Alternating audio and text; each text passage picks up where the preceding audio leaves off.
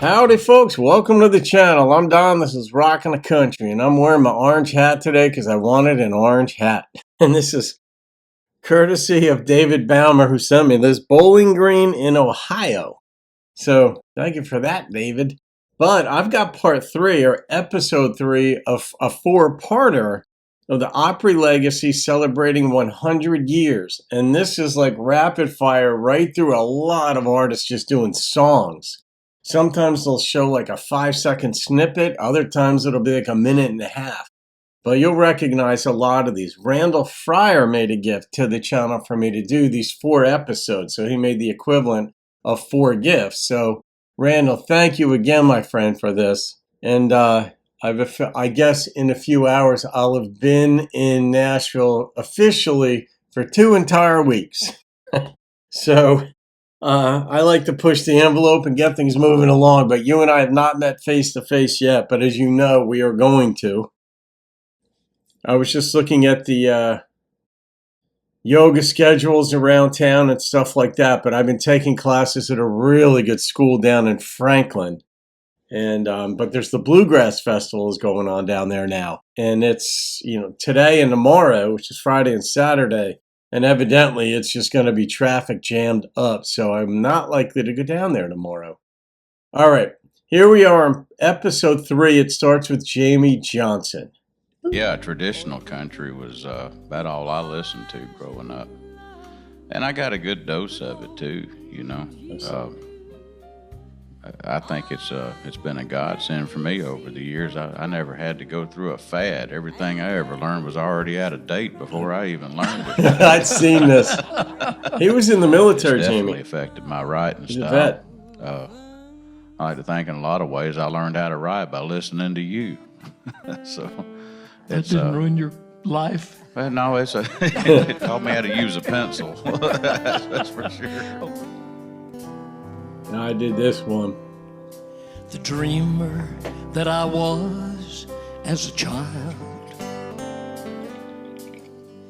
my imagination running wild, catching bad guys, saving ladies like a cowboy does. Yeah. If only I was older than I was. Everybody wants to be 21,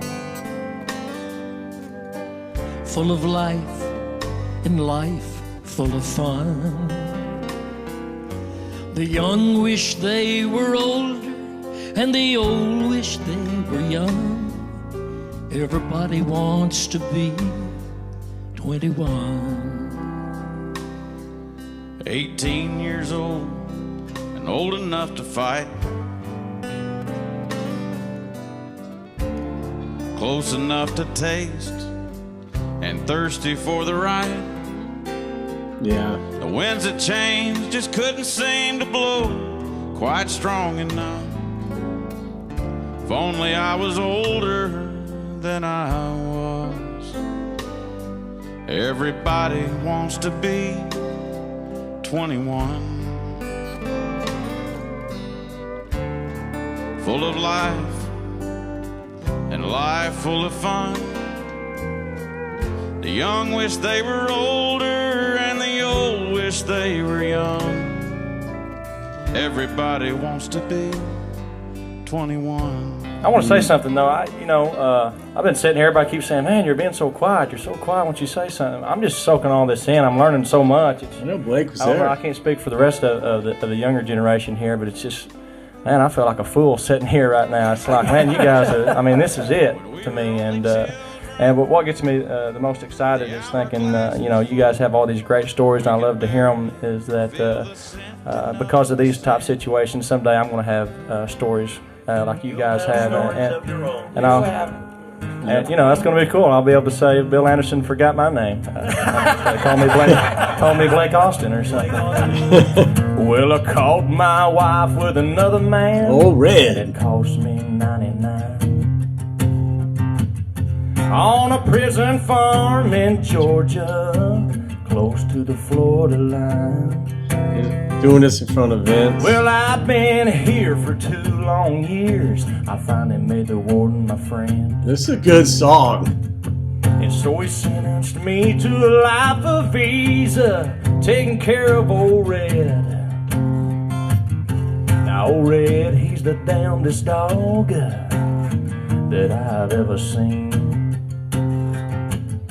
He's got a nose that can smell a 2-day trail. He's a 4-legged tracking machine.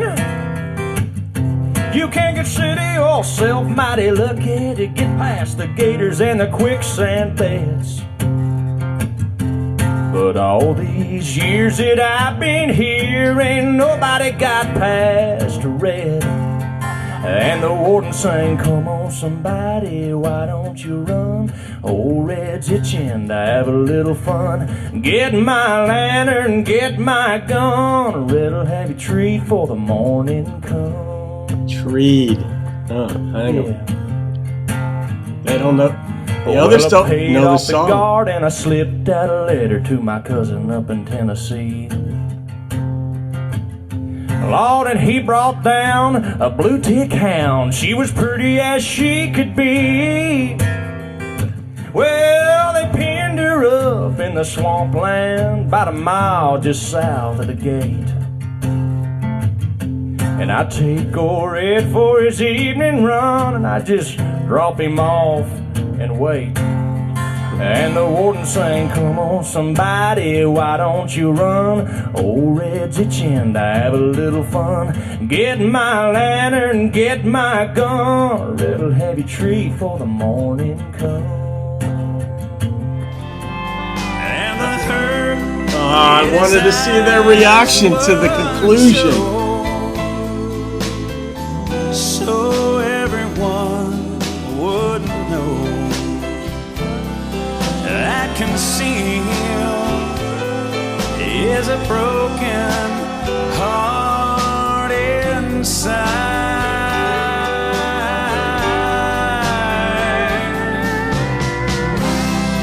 So build me a statue and hold it high. Love that backing. So that all can see.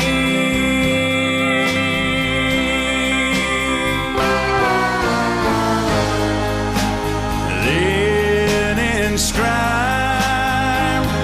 the world's greatest fool and name it after me.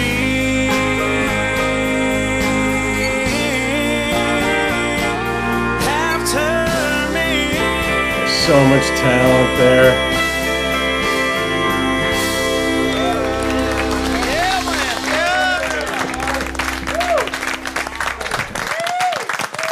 Good job, Mark. Mark Wills.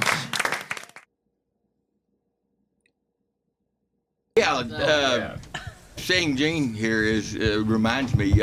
We were on a tour together. I think we were in East Peoria, Illinois, playing a show, and we were sitting in the dressing room, and I sang this song. I gave it to Gene, And I recorded it. Yeah, I still think it's a girl's song because when a husband and wife break up, it's usually the guy that has to leave, and the wife stays home and keeps the house and the furniture. And I recorded the song, and Ken Nelson, it laid in the can for a year or so, and Hawkshaw told me, said, if you're not going to record, if they're not going to release that Justin Tubb song, he said, I'm going to record it. So he recorded it. Just call on some 77203. All right, wait. Yesterday, on one of the prior ones, I said, like, if you don't know the people who were there, but you take a guess with the women of a name that begins with the letter J, you're going to be in good shape because you got Jean Shepard, Jeannie Seeley, Jan Howard. God, who are the other? And there were two more that began with J. God, and you even had like little Jimmy Dickens, you had Jimmy Caps in the back there. Like you got a real good chance if your name starts with J of being in the audience. Had our number changed today, although I hated to. But each time the phone would ring, they'd want to speak to you. And it hurts to tell them you're not here with me. Justin, there it is. Maybe now old telephone will let me be. It's not in the book now, so you better write it down. Just in case your love for me should ever come around.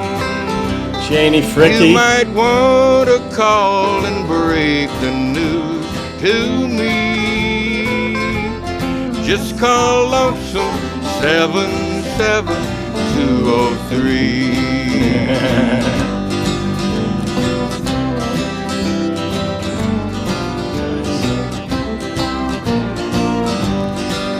I keep the telephone beside me all the time, hoping you might want to call and say you've changed your mind. If you do, then darling, you know where I'll be. I'm at lonesome 77203. And it's funny to hear all of you talk about your very first Opry experience, and y'all are, you talk in such detail. I have not one clue what happened from the time I left the curtain till I walked back, except for Johnny Russell. Had it not been for the fact that we had a video camera filming my entire first Opry experience, I would not know. I've had to go watch the video to know. I was so nervous I just about threw up.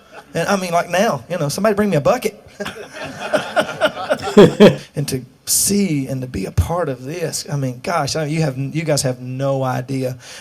We've talked about, the where you are, your success and stuff. And my dad says, I told my dad, I've only, I haven't had that number one. He said, who cares, man? You've been on the Grand Ole Opry. I mean, that's the epitome of country music. Yeah. There's that word again. Epitome. That's the second time. Yeah. Well, you're they the pay epitome attention of a to good, words. solid country singer. Sing us a good country song. Well, this song I'm going to do, you ought to know. And I got to say something real quick before I sing it.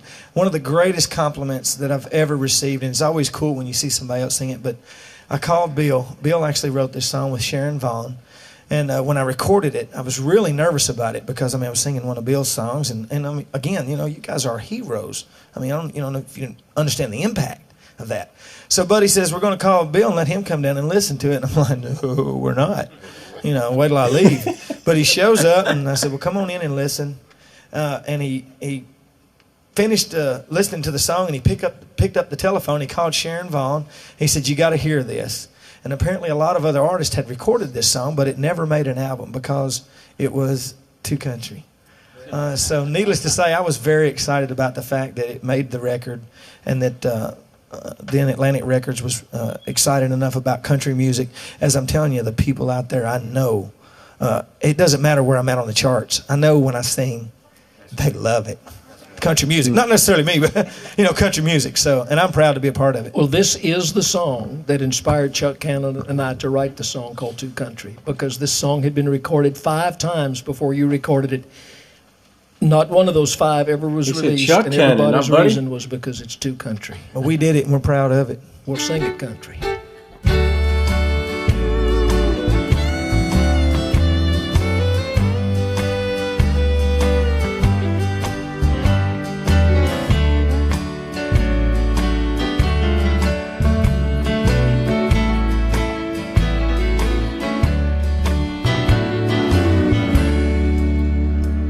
Been fighting with these sheets again. Can't make myself lie still.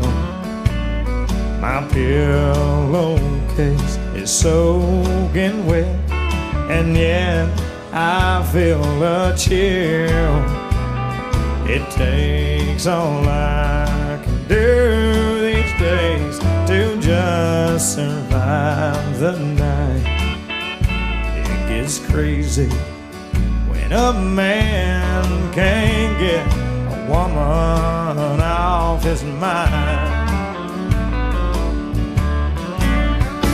When a man can't shake a memory, he runs hot and cold and blind. He hates her. Hey, Bud Morgan, if you're watching. Then he hates her one more time. Your love has such a grip on me and chokes me like a vine. Oh, it's crazy when a man can't get a woman off his mind. This song is actually our latest single, and called "One More Day." And I'll tell you, we've had and actually fellow that used to work for you, Bobby Tomlin was a co-writer on it with Stephen Dale Jones, and I know that he's not working for you anymore. Is that correct? He's out spending all the money you made him. That's exactly right. Bless his heart. But hopefully Bless we his can heart. get this right with the band. We've been working on it. But this song, I have to say, we've heard so many stories as a musician growing up, actually just a kid on a tractor. I don't know about these two guys, but, I thought, I might just change the world with my music, someday or whatever, and dreamed of all that. And we all know that the reality's not just a little shy of that sometimes, but this particular song just really has satisfied all the dreams that I ever had about what you could do with your music and the talent that God has given us all. And I like to say thanks to the folks watching out there that appreciate the ability to get a chance to do this every now and then and touch people's lives like this song has. All right. I might have reacted to it. I did just react to them about a week or two ago.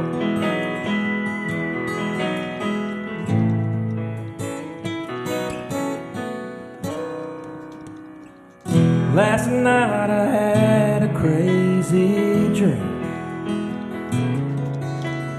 Wish was granted just for me. It could be for anything. I didn't ask for money or a mansion in Malibu. I simply wished for one more day with you. One more day, one more time, one more sunset, maybe I'd be satisfied. But then again, I know what it would do. Leave me wishing still for one more day with you.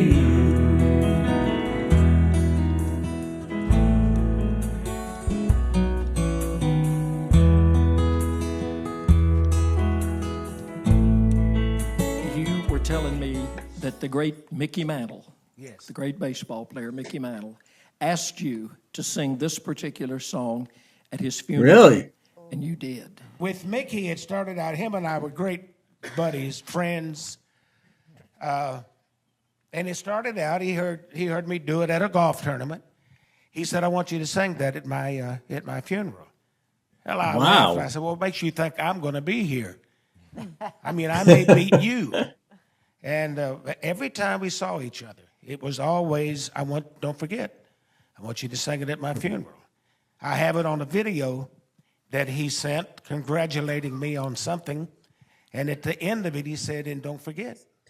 So it just went on. And when he finally passed away, Marilyn, his wife, told me that Danny, his son, was standing in the room when Mickey asked the doctor how much time he had. And he said, don't, tell me exactly. He said, well, Mick, you have about 6 days. He looked over at Danny and said, somebody call Roy. It became a celebration of his life. instead of Wow. a funeral. All of his friends were there. All of the Yankees were in the church. So that's what made it easier. We talked earlier how that had to be so difficult to do. Well, it was difficult to do, but the fact that we were celebrating the greatness of this guy, and he was he loved to laugh. He was just a great person to be around. So that was filling me inside, so that's how I got through it. Yesterday, when I was young, the taste of life was sweet as rain upon my tongue. I teased at life as if it were a foolish game, the way the evening breeze may tease a candle flame. The thousand dreams I dreamed, the splendid things I planned, I always built to last on the weak and shifting sand. I lived by night and shunned the naked light of day. And only now I see how the years ran away. Yesterday, when I was young, so many happy songs were waiting to be sung. So many wild pleasures lay in store for me, and so much pain my dazzled eyes refused to see. I ran so fast that time and youth at last ran out. I never stopped to think what life was all about, and every conversation I can now recall concerned itself with me and nothing else at all.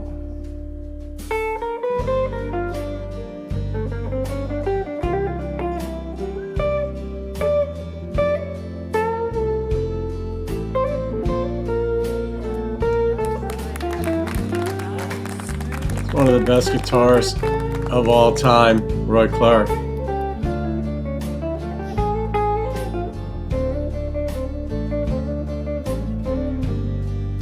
Yesterday, the moon was blue, and every crazy day brought something new to do. I used my magic age as if it were a wand, and never saw the waste and the emptiness beyond. The game of love I played with arrogance and pride, and every flame I lit too quickly died. The friends I made all seemed somehow to drift away, and only I am left on stage to end the play. There are so many songs in me that won't be sung. Yeah. I feel the bitter taste of tears upon my tongue. The time has come for me to pay for yesterday when I was young.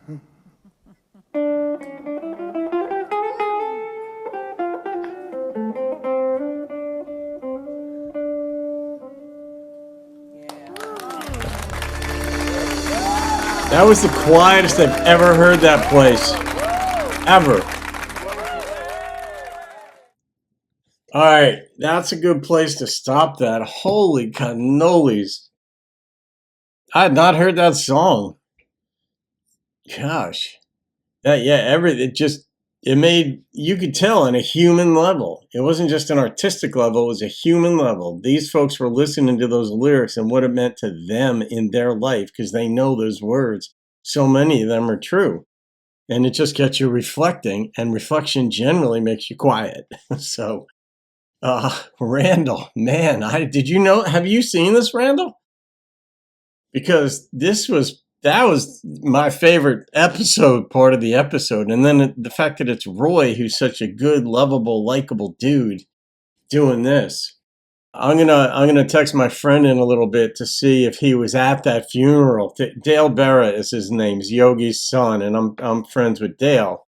And I'm gonna see if Dale might have been at Mickey's funeral. Yeah, unbelievable, unbelievable. To hear Roy sing this stuff, because I know Dale does like country music too. So, all right, guys, I'm gonna let this one go. Whew. Have a wonderful day. I'll see you on another video and keep rocking the country. The thousand dreams I dreamed, the splendid things I planned, I always built to last on the weak and shifting sand. I lived by night and shunned the naked light of day, and only now I see how the years ran away.